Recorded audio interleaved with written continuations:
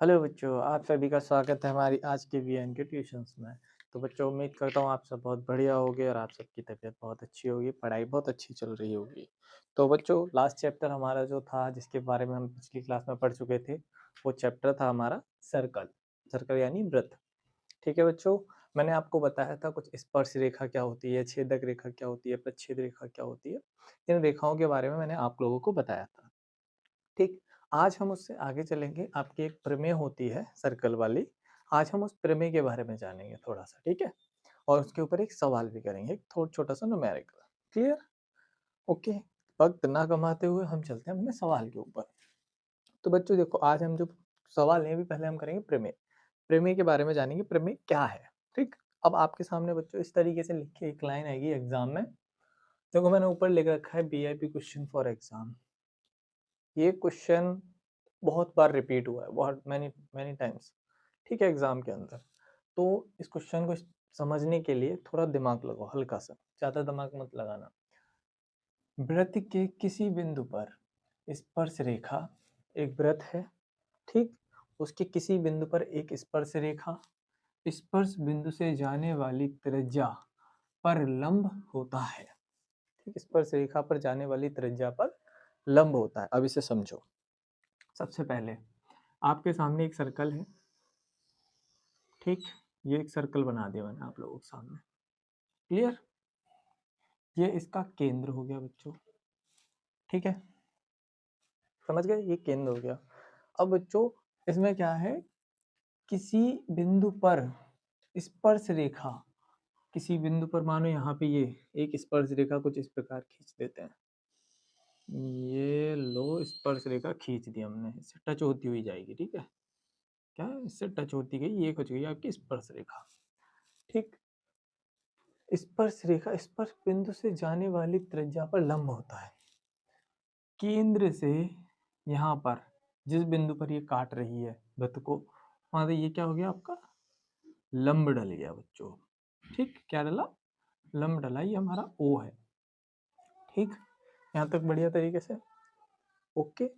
अब स्पर्श रेखा क्या है, इस स्पर्श रेखा को नाम दे दो एक्स वाई बच्चों। ठीक, अब क्या करना है आपको, ये स्पर्श बिंदु है, मैंने आपको बताया था। स्पर्श रेखा वृत्त को जहां पर टच करेगी उस बिंदु को क्या बोलेंगे हम, स्पर्श बिंदु। स्पर्श बिंदु को यहाँ लिख दो आप एम। क्लियर? क्या लिखोगे यहाँ, एम। अब आपसे कहा गया है त्रिज्या पर लंब होता है, ये हमें सिद्ध करके दिखाना है। तो आप सबसे पहले क्या करोगे, हाइट, ये लंब है, लंब को ही हम क्या बोलते हैं, हाइट। और जहां पर लंब डाला जाता है वहां पर कौन सा कोण बन के आता है, 90 डिग्री का। किसका? 90 डिग्री का। तो इधर क्या बना दो आप, 90 डिग्री का एंगल बनेगा यहाँ पे। जब लंब डलता है तो 90 डिग्री का एंगल बनता है। ठीक, अब देखो, अब हम करते हैं इसकी लैंग्वेज किस तरीके से लिखनी है हमें। जैसे जैसे इस क्वेश्चन में दे रखा है वैसे ही हमें लैंग्वेज लिखनी है, ठीक है। अब लैंग्वेज लिखने के लिए सबसे पहले माना कि ओ केंद्र वाला एक वृत्त है। इसका हल किस तरीके से करेंगे बच्चों, यहाँ देखो, माना, लिखते चलो यहाँ पे, माना कि ओ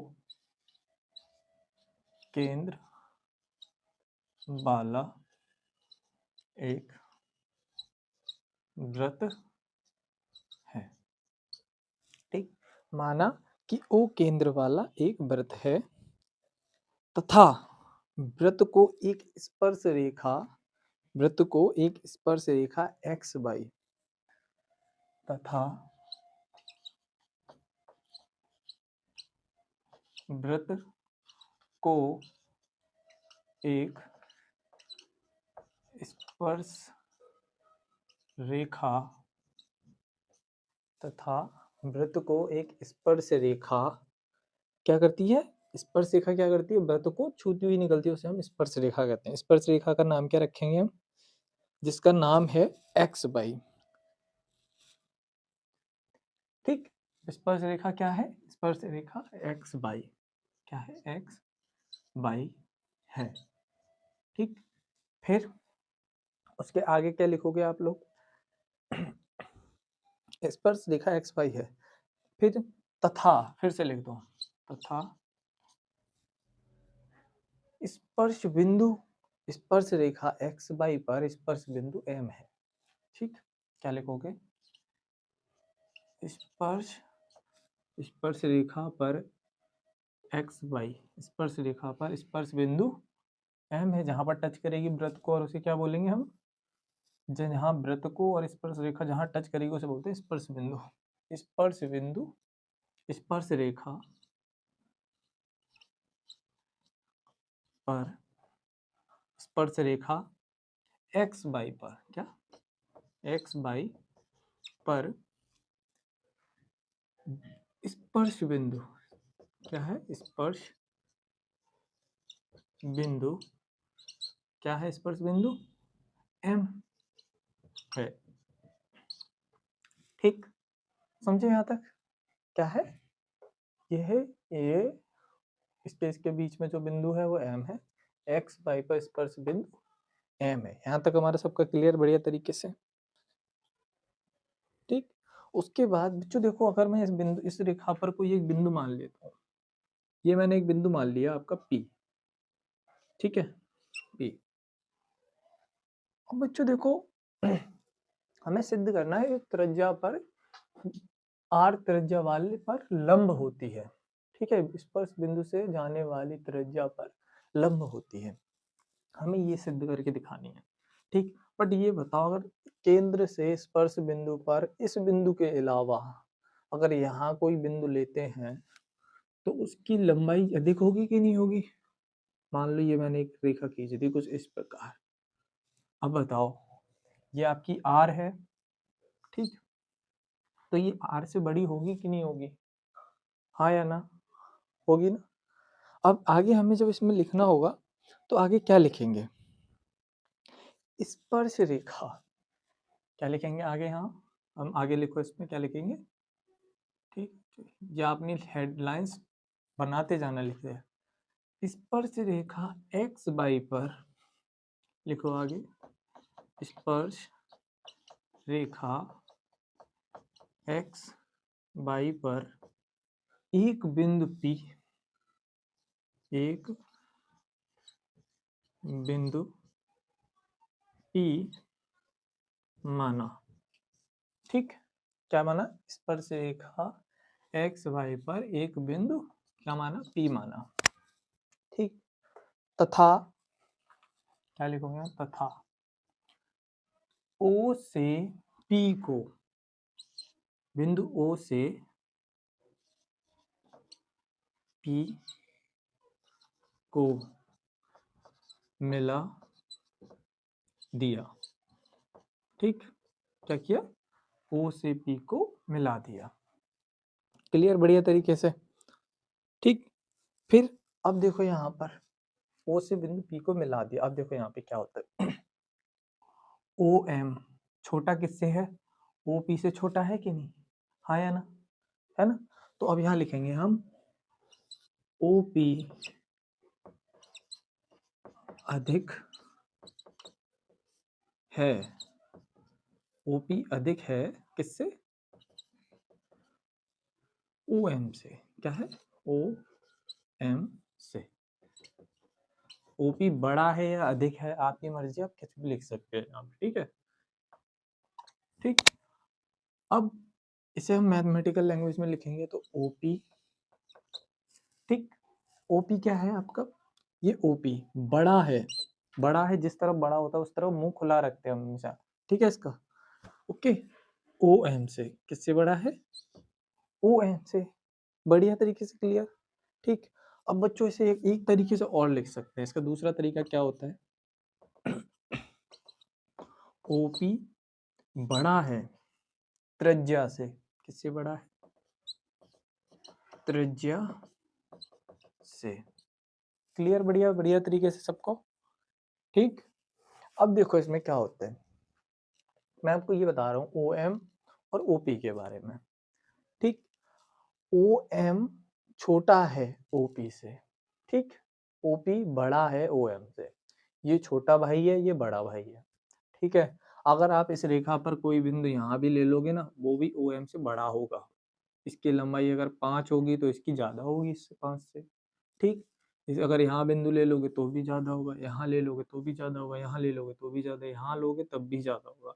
इस बिंदु से अगर आप थोड़ा सा भी हटके लोगे ना, तो भी अधिक ही होगी, इसकी लंबाई कम नहीं हो सकती। क्लियर है यहाँ तक? बढ़िया तरीका, ठीक। ओके, अब आगे देखो क्या लिखना है हमें। यदि x y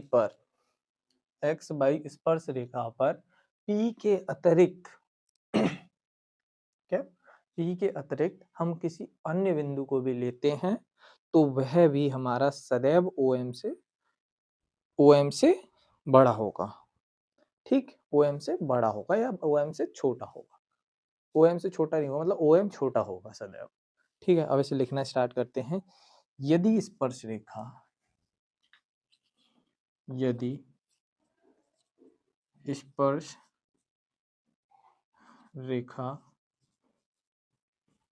XY पर, यदि स्पर्श रेखा XY पर P के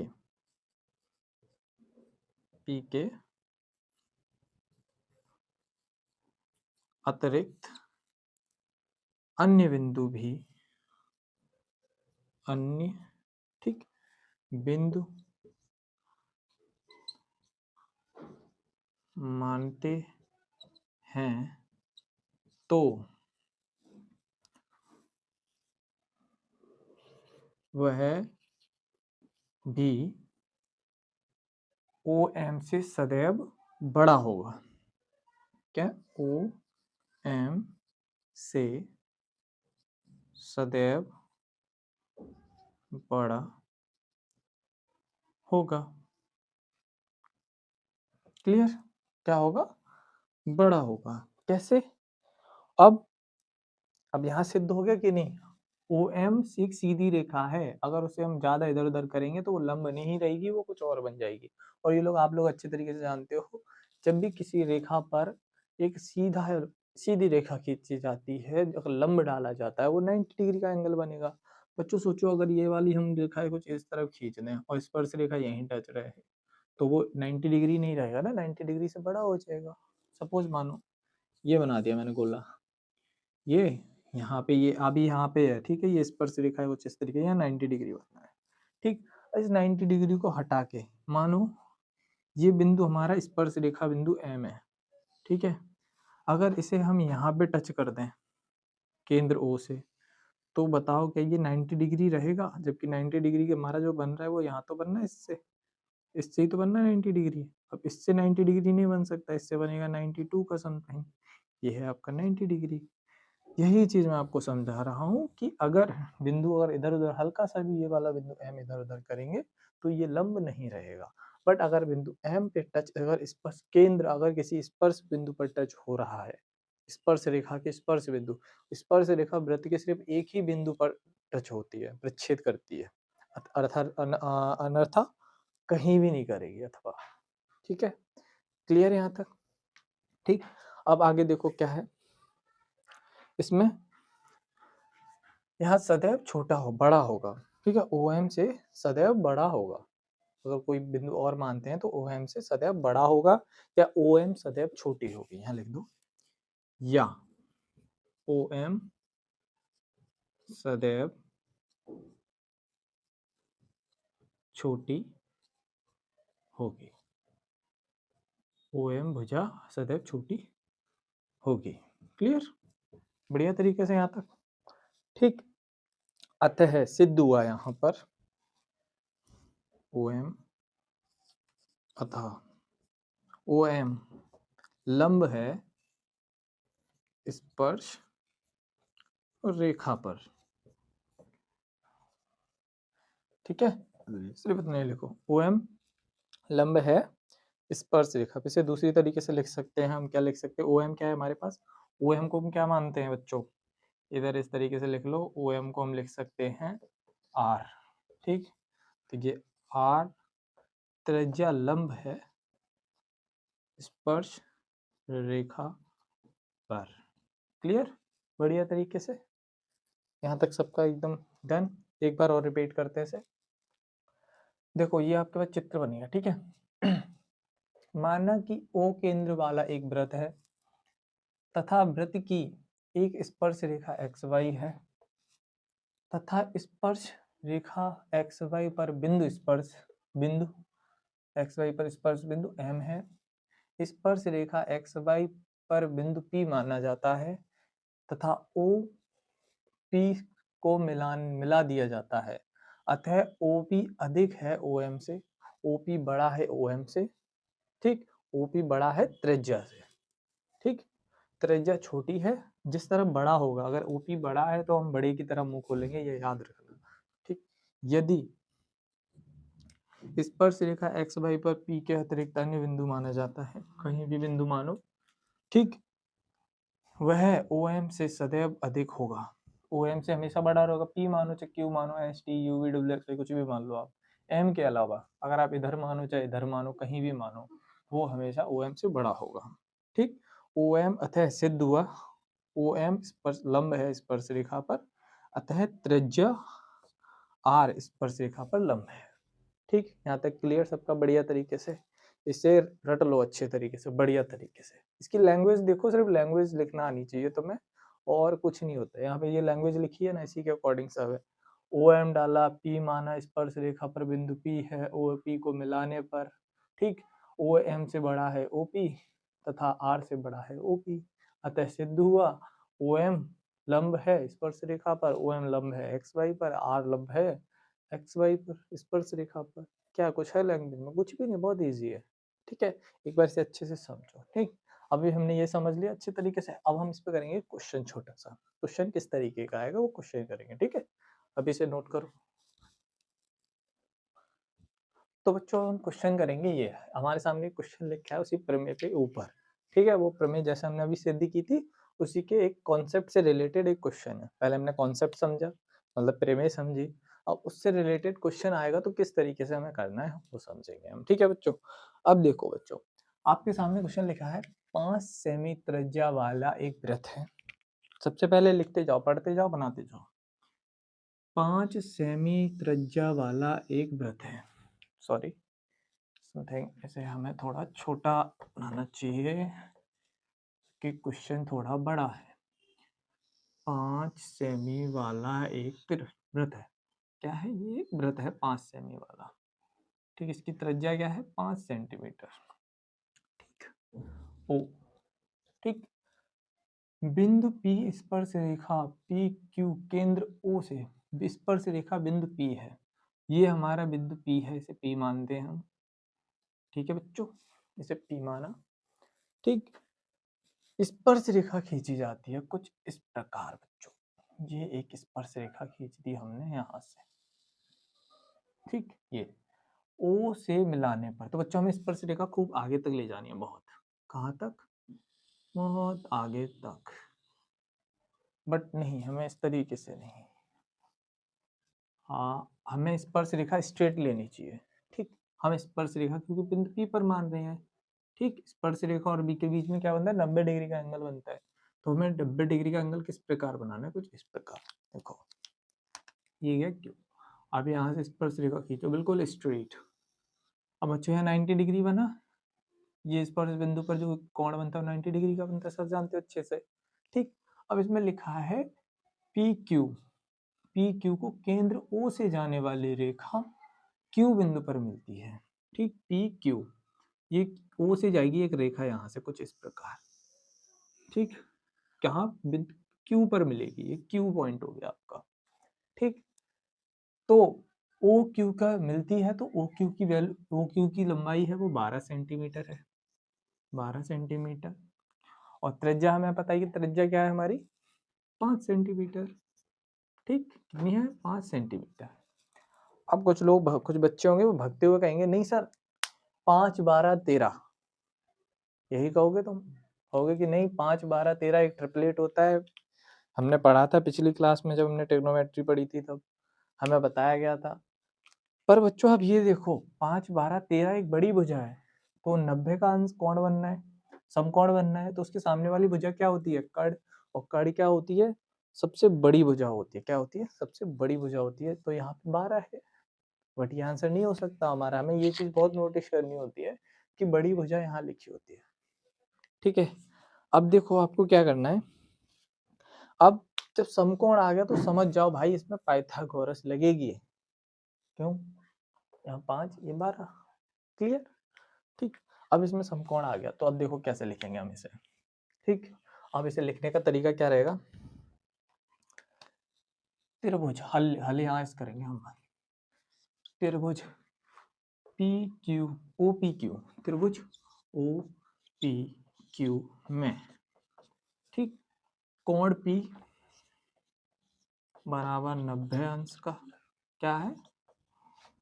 समकोण। क्या है बच्चों? समकोण। समकोण है। ठीक, अब जब आपको ये मिल गया, ठीक, अब आप समझ गए कि नहीं भाई ये लंब है, ये आधार है, ये कर्ण है, आप समझ जाओगे। तो अब इसे अप्लाई कर दो। सबसे पहले क्या लिखोगे यहाँ पे? कर्ण का स्क्वायर बराबर, फिर आधार का स्क्वायर, ठीक, प्लस लंब का स्क्वायर। ठीक है, यहाँ तक बढ़िया। अब कर्ण क्या है आपका? O Q. कर्ण क्या? 90 कोण के सामने वाली भुजा क्या होती है? कर्ण। तो कर्ण क्या है आपका? O Q. सिंपल। ठीक, अब इससे आगे चलो। लंब क्या होता है बच्चों आपका? ये लंब होता है, जहां 90 डिग्री का एंगल बनता है उसे क्या बोलते हैं? लंब। ठीक, लंब आप मानने को इसे भी मान सकते हो, आप इसे भी मान सकते हो, हम मानेंगे इसे लंब। ठीक है, आप किसी को भी मान लो लंब। ठीक, लंब क्या है आपका? O P. क्या है? ओ पी बच्चों। ठीक, अब लंब क्या है? पी। आधार हमने मान लिया, सर आधार, लंब हम इसे मानेंगे ओ पी। तो हमसे क्या पूछा है? P Q. अब बच्चों यहाँ समझ जाओ, पी क्यू दे दिया आपको। अब आपको पी क्यू का करना क्या है? यहाँ पे ये जो पी क्यू है यही आपको फाइंड आउट करना है, पी क्यू क्या है। ठीक है, यहाँ देखो पी क्यू में आगे क्या होगा। क्लियर? ठीक, अब देखो यहाँ पे ओ क्यू की वैल्यू क्या दे रखी है हमें? 12। ठीक, अब ओपी की वैल्यू क्या दे रखी है बच्चों हमें? 5। ठीक, ओ क्यू की वैल्यू हमें पता नहीं पी क्यू की, तो हमें पी क्यू की वैल्यू करनी है फाइंड। तो हम पी क्यू को सेम एज इट इज जैसा लिखा है वैसा का वैसा ही हम नोट कर देंगे। क्लियर? अब देखो आगे क्या करना है? 12 का अब हम करेंगे स्क्वायर। ठीक, 12 का स्क्वायर क्या होता है बच्चों? 144। ठीक है, अब आगे चलो। 5 का स्क्वायर क्या होता है? 25। ठीक, पी क्यू की वैल्यू क्या है बच्चों? यहाँ पे पी क्यू स्क्वायर है आपका, स्क्वायर का स्क्वायर रहने दो। सिंपल। ठीक है, अब 25 को इधर ले आओ। जब 144 प्लस का है माइनस का हो जाएगा, 25 इधर आया, पी क्यू स्क्वायर डन, बढ़िया तरीके से। इसके आगे अब इसे माइनस करोगे तो क्या बचेगा? 199। क्लियर? यहाँ तक बढ़िया तरीके से। अब देखो क्या करना है आगे हमें। ये हमारा हो गया यू पी क्यू, यहाँ तक बढ़िया तरीके से क्लियर हो गया। ठीक, अब स्क्वायर हटाएंगे तो इस तरफ क्या लग जाएगा? रूट। तो बच्चों जो हमारा पी क्यू की जो वैल्यू निकल के आई है वो क्या निकल के आई है? √119। एकदम बढ़िया तरीके से क्लियर हो गया आप लोगों को। ठीक है, देखते ही आंसर नहीं लगाना है, आपके सामने आंसर लिखाएंगे 3, 13, 14 √119, इस तरीके से आएंगे। तो आपको देखते ही ये नहीं करना कि 13 है, नहीं बच्चों, अगर कर्ण होता है ये, जब नवकोण के सामने वाली भुजा नहीं होती, अगर ये होती 12 तो हम इसे 13 लगा देते, बट अभी 12 ये दे रखी है, हमें लंब निकालना पड़ेगा। तो सही आंसर हमारा ये होगा, ये नहीं होगा। तो पी क्यू क्या निकला बच्चों हमारे? ये निकला। समझे? एक छोटी सी गलती आपका, कम से कम ये 3 मार्क्स या 4 मार्क्स का क्वेश्चन आएगा, छोटी सी गलती आपकी ये 4 मार्क्स लेके डूब सकती है। आप समझोगे नहीं ये तो बच्चों वाला क्वेश्चन है, और बच्चों वाला क्वेश्चन नहीं है, आपको यहीं पता चल जाएगा। यहाँ देख लो, क्वेश्चन करोगे ना स्टार्टिंग में, तो आपको यहाँ देखना है ये आपके सामने जो ये चीज़ लिखी है ना, ये जो 12 लिखा है, ये लंब है या कड़ है? आपको 90 के सामने है तो ये क्या है? कड़। जबकि सबसे बड़ी भुजा क्या होती है? कड़। अब ट्रिपलेट क्या होता है बच्चों? 5, 12, 13, ये होता है ट्रिपलेट। इन दोनों का जो सम होगा वो इसके बराबर होगा, भुजाओं का स्क्वायर करके, ठीक। तो यहाँ अगर 12, 13 होता तो हम करते आगे, लेकिन अगर यहाँ 12 लिखा होता तो हम यहाँ 13 लिखते। तुम्हारा आंसर सही होता, बट कर्ण हमें 12 दिया है, आधार हमें 5 दिया है, तो लंब हमें निकालना पड़ेगा। ऐसा किसी भी कंडीशन में आप 13 का आंसर नहीं लगा सकते। ओके, तो बच्चों आज के लिए हम इतना ही पढ़ेंगे, ठीक। आज हम यही कॉन्सेप्ट क्लियर करेंगे अच्छे तरीके से। हमने बढ़िया तरीके से कॉन्सेप्ट क्लियर किया, कॉन्सेप्ट के ऊपर हमने क्वेश्चंस भी किया है। उसके लिए अब हम मिलेंगे अगली क्लास में। तब तक के लिए आप लोग अपना अच्छे से ध्यान रखो, ठीक है, अच्छे से पढ़ाई करो, और सबसे बढ़िया अच्छे से अपना सेहत का बहुत ख्याल रखो, क्योंकि एग्जाम नज़दीक है। अगर आपकी तबीयत खराब होती है तो आपकी स्टडी में बहुत बड़ा एक फॉल्ट आ सकता है। जब आपकी तबीयत खराब होगी तो आपका पढ़ने की, स्टडी करने का मन नहीं करेगा, तो एग्जाम से रिलेटेड चीज़ें आप थोड़ा लेट कर दोगे, ठीक है। तो इसके लिए अपने एग्जाम पे फोकस करो, अपनी सेहत का ध्यान रखो अच्छे से। और वीडियो अच्छी लगी हो तो लाइक शेयर सब्सक्राइब करो। मिलते हैं अगली क्लास में, तब तक के लिए धन्यवाद।